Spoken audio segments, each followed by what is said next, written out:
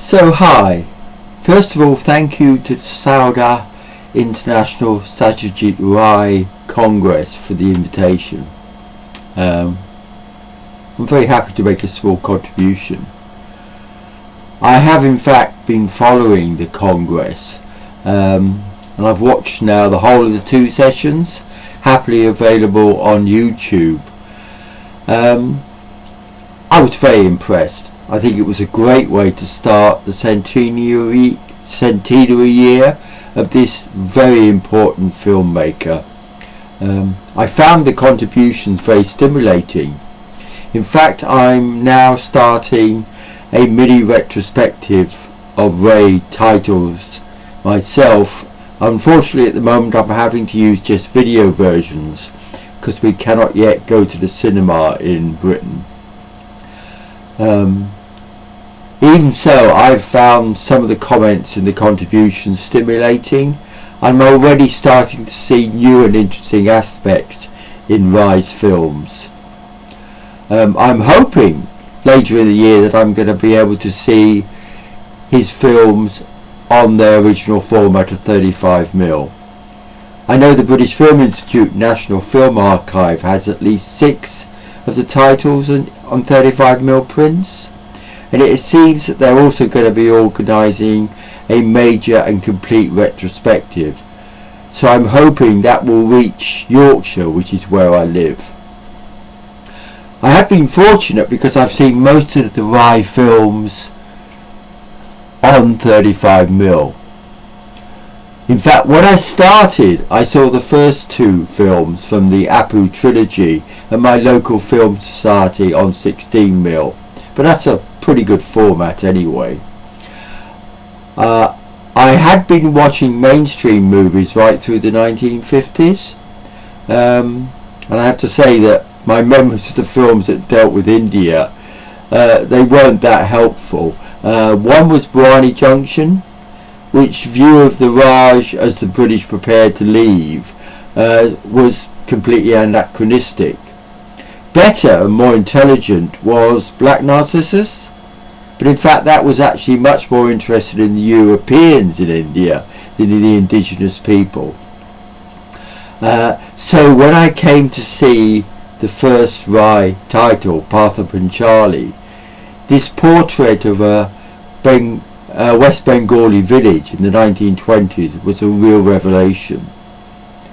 I had already seen some of the near-realist films from Italy, including Bicycle Thief, so some of the characteristics of the filmmaking were familiar to me. But even so, it was not just the portrait, but the style of the film was really impressive. There was a lyricism both visually and orally, particularly in the music, that made this stand out. One of my vivid memories is of the young Apu running through the long grass as he watches a train puff across the landscape. Later I came to realise that the train is a motif across the trilogy, across many of Ray's films and across the wider Indian cinema. The film that followed, Aparahito, I found that more challenging. I think it was the way it moved between rural and city, finally ending up in the great metropolis of Calcutta. Even so, as the film progressed, I became more and more involved, and by the end I found it a really powerful portrait. I was particularly struck by the character of the mother. The cast are all very good, but the mother was crucial and central to the first 2 titles in the trilogy. When it came to Apu Sansar, the world of Apu, I was fortunate it was the first that I saw on a 35mm print, and in fact I saw it at the Academy Cinema in London.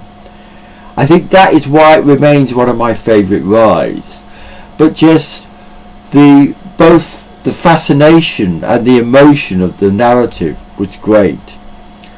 I was really puzzled by the wedding and its aftermath, but when we arrived at the domestic life of the young couple in their rooftop rooms near the railway, this was beautifully done and really held one's attention.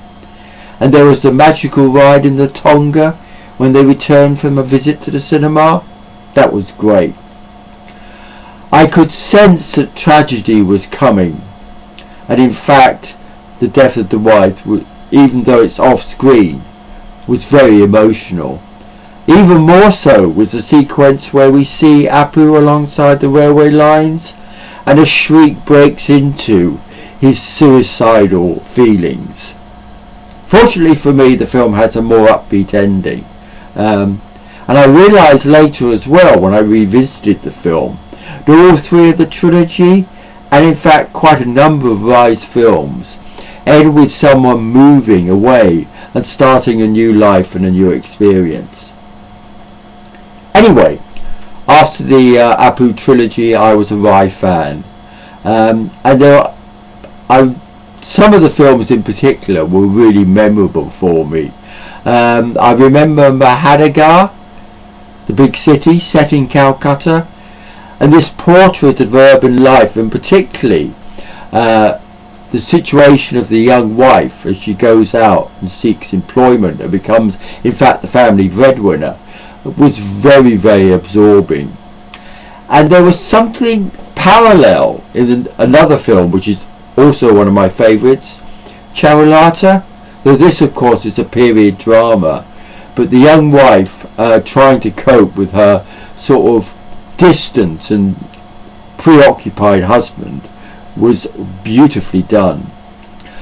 I didn't pick up so much on the subplot when I first saw the film, which of course is about the Indian Raj and its exploitation of the subcontinent. But when I revisited the film later with some more knowledge of Indian history, this struck me also as a very interesting aspect. One of the other memorable films is Aranya Din Ratri, Days and Nights in the Forest. I mean, as a road movie I could pick up on this very quickly, and the portrait of these young men going off into the rural hinterland was very well done. And what struck me was the irony of the portraits. I realised that irony is in fact a very strong quality in lots of Rai's work, but it was in this film in particular that I got a strong sense of it. And irony is central to really what is also one of my other favourite titles, Shatranj Ke Khiladi, The Chess Players. The film is great because it has beautiful colour cinematography, but these two obsessive players, completely oblivious to the machinations of the British Raj and the British military, is so full of irony and gentle humour, while at the same time this is a really tragic development in the history. By the time I came to see The Chess Players, I really did have some grasp of Indian history and the exploitative and oppressive role of the British in India, and that fed into my response to the film. It also fed into one of the other responses, one of the responses to one of the other titles, which is the Shani Sankek, Distant Thunder, which of course is about the terrible famine that was experienced in Bengal. That's a very powerful, very emotional film, and I think it really actually adds to your consciousness of the responsibilities my own native country bears in this respect. Over the years I've seen about just over 20 of the Rai films, so one of the things I'm looking forward to this year is maybe seeing some of the ones I've missed previously.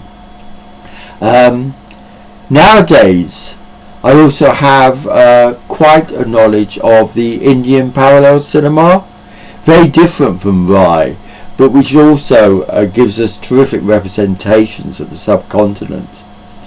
And I've learned to enjoy the masala musicals, which of course are a long way from realism, but are very entertaining and often very absorbing as well, in the way that they play with images of India. I'm really looking forward to the centenary year. I've got a book of interviews with Rai which I'm reading alongside my viewing. As I said, I'm hoping that when we get into the cinemas we will be able to see a lot of the Rai titles. certainly this Congress has been a great way to start this centenary year. Thanks for that. I'm looking forward to more.